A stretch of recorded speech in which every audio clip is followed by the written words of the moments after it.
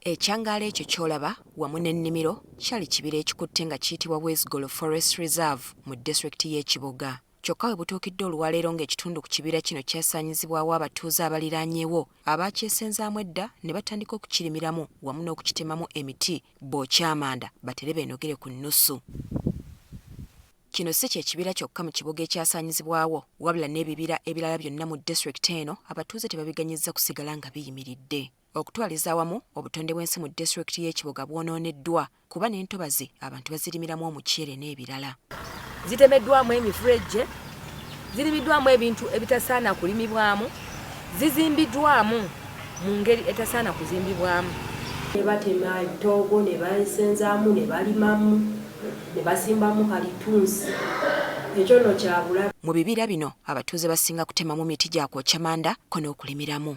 Abakulembeze batubuulidde nti boogedde kumpi mimiro kubakala naye abatuuze balinga abatabawulira. Abalala ne bayingira mu bibira kubanga weewagimu, ne bayingira entobazi kubanga eno wakaze, ekyo ne kivaako obuzibu. Olw'obungi bw'abantu bangi bazimbye ne bazimba ne mu ntobazi. Naye nga ate abantu tubabuulira kiki ekyokukola kubanga twasitukanga ttiimu eya disitulikiti ne tugenda tudimaketinga ne tukola ensalosalo ez'entobazi.